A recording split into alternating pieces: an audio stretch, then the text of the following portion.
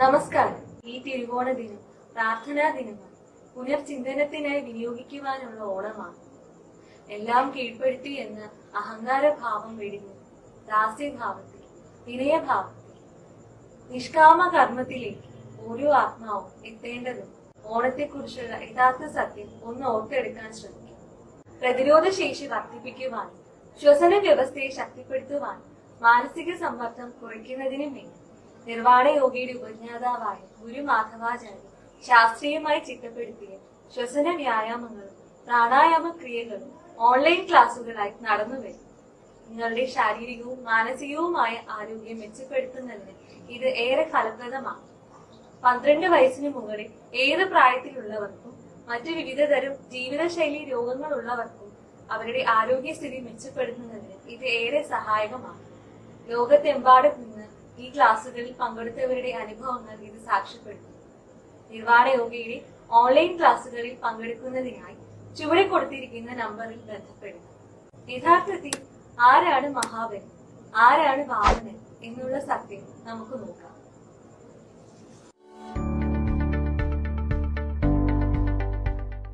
BC 1800 മുൻപ് വംഗദേശത്ത് ബലികായതൻ എന്ന ദുഷ്ടനായ ഒരു ഭരണാധികാരി ജീവിച്ചിരുന്നു. ആ രാജാവിനെ ആദരപൂർവം മഹാ എന്ന വിശേഷണം ചേർത്ത് മഹാബലി എന്നും വിളിച്ചിരുന്നു. ആ കാലഘട്ടത്തിലെ വംഗദേശം ഇന്നത്തെ ഭാരതത്തിന്റെ കിഴക്ക് ബംഗാൾ മുതൽ തെക്ക് കേരളം വരെ വ്യാപിച്ചിരുന്നു. ഭൂപ്രകൃതിയാൽ മനോഹരമായ കേരളത്തിലാണ് ബലികായതൻ എന്ന മഹാബലി കൂടുതലും വസിച്ചിരുന്നത്. അദ്ദേഹം പ്രജാപരിപാലനത്തിൽ താല്പര്യമില്ലാത്ത ആളായിരുന്നു. രാജകീയ സുഖങ്ങളിൽ മുഴുകി ജീവിച്ചിരുന്നു. അക്കാലത്ത് ദൂരദേശത്തിൽ നിന്നും 12 വയസ്സായ ഒരു ബാലകൻ അവിടെ എത്തി. ഒരു ചെറിയ ബാലനായിരുന്നെങ്കിലും അനേകം സിദ്ധിവിശേഷങ്ങൾ ഉണ്ടായിരുന്നു. കൂടാതെ വലിയ ജ്ഞാനിയും തപസ്വിയുമായിരുന്നു ആ ബാലൻ. മഹാനായ ഒരു ഋഷിപുങ്കവന്റെ ശിഷ്യനായിരുന്നു ആ ബാലൻ. നീ വംഗദേശത്ത് ചെന്ന് അവിടെ തപസ് ചെയ്യണം, അവിടെ നിനക്ക് ഒരു നിയോഗമുണ്ട് എന്ന ഗുരുകൽപ്പനയെ തുടർന്ന് അനേക ദിവസങ്ങൾ സഞ്ചരിച്ച് തപസ്സിനായി വംഗദേശത്ത് എത്തിയതായിരുന്നു ആ ബാലൻ. വംഗദേശത്തെത്തിയപ്പോൾ ജനങ്ങളുടെ കഷ്ടപ്പാട് കണ്ടറിയുകയും ജനങ്ങളുടെ ക്ഷേമത്തിനായി അവിടെ വനത്തിന് സമീപമുള്ള ക്ഷേത്ര പരിസരത്ത് തപസ് ചെയ്യുകയും ചെയ്തു. ജനക്ഷേമത്തിനായി ബാലകനായ യോഗി തപസ് ചെയ്യുന്നുവെന്ന വാർത്ത പരന്നു. അവർ തപസ്സു ചെയ്യുന്ന യോഗിക്ക് ഫലങ്ങളും ജലവും നൽകി. തങ്ങൾക്ക് വേണ്ടി ഒരു ബാലകൻ തപസ് ചെയ്യുമ്പോൾ തങ്ങളും പ്രാർത്ഥിക്കണം. നമ്മുടെ നന്മയെ കരുതി ഒരു ബാലകനായ യോഗി ഇത്രയും അധികം പ്രാർത്ഥിക്കുമ്പോൾ നമുക്കും അതിൽ ഭാഗമാകണം എന്ന ഉണർവ് ജനങ്ങൾക്കിടയിൽ വന്നു. അതുവരെയും ഈശ്വര പ്രാർത്ഥന ഋഷിമാർക്കും ബ്രാഹ്മണർക്കും മാത്രമെന്ന് കരുതിയിരുന്നവർ, എങ്ങനെ പ്രാർത്ഥിക്കണമെന്നറിയാത്തവർ തങ്ങൾക്ക് സാധ്യമാകുന്ന വിധം പ്രാർത്ഥിച്ചുകൊണ്ട് ബാലകന്റെ കഠിനമായ തപസ്സിനൊപ്പം കൂടി. അവർ ജീവിതത്തിൽ ആദ്യമായി ഒത്തൊരുമയുടെ സൗഖ്യവും സന്തോഷവും അറിഞ്ഞു. പ്രാർത്ഥനയുടെ സായുജ്യം അറിഞ്ഞു. ഈ വിവരം രാജകൊട്ടാരത്തിലും എത്തി. രാജാവിന് തെറ്റായ ഉപദേശം നൽകിക്കൊണ്ട് പ്രജകളെ ദ്രോഹിക്കുന്ന മന്ത്രിമാരും ഉദ്യോഗസ്ഥരും ഒരു ചാരൻ രാജ്യത്തെത്തിയിട്ടുണ്ടെന്നും ആ ചാരൻ ജനങ്ങളെ ഒന്നാകെ രാജാവിന് എതിരെ തിരിക്കുന്നുവെന്നും അറിയിച്ചു. രാജാവ് കുപിതനായി. ആ ചാരനെ തന്റെ മുന്നിൽ ഹാജരാക്കുവാൻ കൽപ്പിച്ചു. ഭടന്മാർ ഗാഠമായ തപസ്സിലായിരുന്ന ബാലകനെ പിടിച്ചുകെട്ടി രാജാവിന് മുന്നിൽ ഹാജരാക്കി. ജനങ്ങൾ ഒന്നടങ്കം തങ്ങൾ ശിക്ഷിക്കപ്പെടുമെന്നോ വധിക്കപ്പെടുമെന്നോ ഭയമില്ലാതെ രാജകൊട്ടാരത്തിന് മുന്നിൽ തമ്പടിച്ചു നിന്നു. ബാലകന് വേണ്ടി അപേക്ഷിച്ചുകൊണ്ടേയിരുന്നു. ആദ്യമായി തന്റെ ജനങ്ങൾ ഒന്നടങ്കം ഭയമില്ലാതെ വന്നത് രാജാവിൽ അതിശയമുളവാക്കി. എന്നാൽ ഇത് ജനങ്ങളെ കൊണ്ട് രാജ്യം പിടിച്ചെടുക്കുവാനുള്ള ചാരന്റെ തന്ത്രമെന്ന് ഉപജാപക വൃന്ദം രാജാവിനെ ബോധിപ്പിച്ചു. വീണ്ടും കുപിതനായ രാജാവ് ബാലകന് കടുത്ത ശിക്ഷാവിധികൾ നൽകുവാൻ കൽപ്പിച്ചു.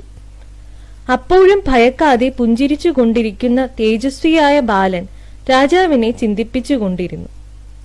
ദണ്ഡനമേൽക്കുമ്പോൾ പുഞ്ചിരി മാറുമെന്ന് രാജാവ് കരുതി.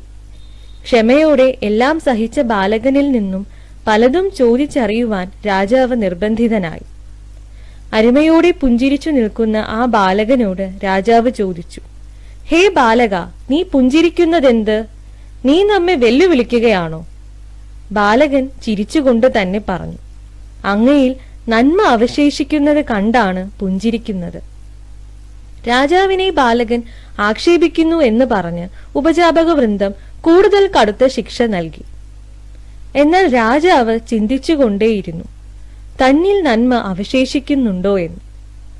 അടുത്ത ദിവസം രാജാവ് ബാലകനോട് ചോദിച്ചു, ബാലകനായി നിനക്ക് നാം കടുത്ത ശിക്ഷ നൽകുന്നു, ദണ്ഡനം നൽകുന്നു, ഭക്ഷണം നൽകാതിരിക്കുന്നു. ഇത്രയൊക്കെ ക്രൂരത കാണിച്ചിട്ടും നീ പറയുന്നു നീ നമ്മിൽ നന്മ കാണുന്നു എന്ന്. ഇത് നീ കളിയാക്കുന്നതല്ല എങ്കിൽ മറ്റെന്താണ്? ബാലകൻ അപ്പോഴും പുഞ്ചിരിച്ചുകൊണ്ട് പറഞ്ഞു, എന്നോട് അങ്ങ് ക്രൂരതയാണ് കാണിക്കുന്നതെന്ന തിരിച്ചറിവ് അങ്ങയിൽ നന്മ ഉള്ളത് കൊണ്ടാണ് ഉണ്ടാകുന്നത്. യാഥാർത്ഥ്യത്തെ മറച്ചുവെച്ച് അങ്ങേക്ക് തെറ്റായ ഉപദേശം നൽകുന്നവരാണ് യഥാർത്ഥ കുറ്റക്കാർ.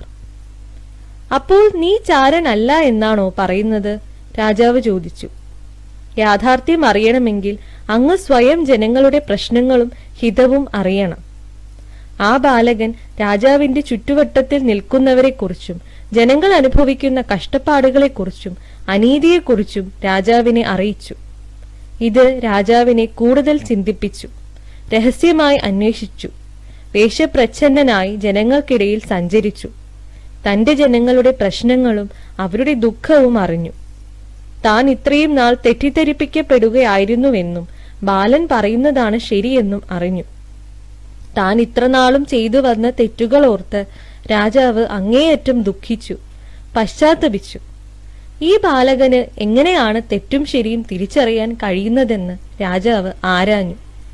താൻ ഒരു ഋഷി പുങ്കവന്റെ ശിഷ്യനാണെന്നും നാടിന്റെ യഥാർത്ഥ സ്ഥിതി രാജാവിനെ ധരിപ്പിച്ച് നേർവഴി കാണിക്കുവാൻ ഗുരുകൽപ്പന അനുസരിച്ച് എത്തിയതാണെന്നും അറിയിച്ചു.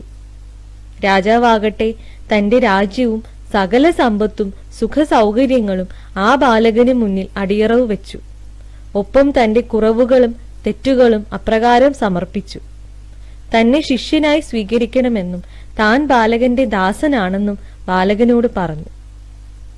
സ്വയം സർവം ഈശ്വരന് മുന്നിൽ സമർപ്പിച്ച് തപസ്സിന്റെ മാർഗം സ്വീകരിച്ച് പ്രജാക്ഷേമം അനുസരിച്ച് ഭരണം നടത്തുവാൻ ബാലകൻ ഉപദേശിച്ചു. അങ്ങനെയെങ്കിൽ നന്മയും തിന്മയും തിരിച്ചറിഞ്ഞ് നന്മയ്ക്കായി പ്രവർത്തിക്കുന്ന ഭരണാധികാരിയാകുമെന്നും അറിയിച്ചു. ബാലകന്റെ ശിഷ്യത്വം സ്വീകരിച്ച് രാജാവ് തപസ് ചെയ്ത് വിവേകിയായി മാറി. തുടർന്ന് രാജകീയ സുഖഭോഗങ്ങൾ ഉപേക്ഷിച്ച് രാജർഷിയായി ജനങ്ങളുടെ ക്ഷേമം മാത്രം മുൻനിർത്തി ഭരണം നടത്തി. രാജാവിന്റെ ദയാശീലവും ദാനശീലവും കീർത്തി ആർജിച്ചു. രാജ്യം അഭിവൃദ്ധിയിലായി. ജനങ്ങൾക്ക് സൗഖ്യവും സന്തോഷവും ഉണ്ടായി. ബാലകനെ ജനങ്ങൾ ഈശ്വര അവതാരമായി കണ്ടു. ജനങ്ങൾ പാട്ടായും കഥയായും പഴമൊഴിയായും ഈ ബാലകന്റെ കഥ പറഞ്ഞു നടന്നു. അവരുടെ കഥകളിൽ രാജാവിനെ വീണ്ടും ദുഷ്ടനായി ചിത്രീകരിക്കുവാൻ അവർ ഭയപ്പെട്ടു. അതിനാൽ മഹാനായ മഹാബലി തമ്പുരാനായി പാടി പുകഴ്ത്തി. അതിനു കാരണക്കാരനായ ബാലകനെ നന്മ കൊണ്ട് തിന്മയെ നശിപ്പിച്ച ബാലകനായും ചിത്രീകരിച്ചു. ജനങ്ങളുടെ ഒത്തൊരുമ നിലനിർത്തുവാനും തിന്മയ്ക്കുമേൽ നന്മ വിജയിക്കുമെന്നുള്ള സന്ദേശം നൽകുവാനുമായി എല്ലാ വർഷവും വസന്തകാലത്ത് ഉത്സവം ആഘോഷിക്കുവാൻ രാജാവ് തീരുമാനിച്ചു. രാജാവിന്റെ കാലശേഷവും ജനങ്ങൾ രാജാവിനെ അതിരറ്റ് സ്നേഹിക്കുകയും എല്ലാ വർഷവും വസന്തകാലത്ത് ഈ ഓർമ്മയ്ക്കായി ഉത്സവം ആഘോഷിക്കുകയും ചെയ്തു. ഋഷികുമാരനായ ബാലകന്റെ ശിഷ്യ പരമ്പരയിൽപ്പെട്ടവരും ഈ കഥ പ്രചരിപ്പിച്ചിരുന്നു.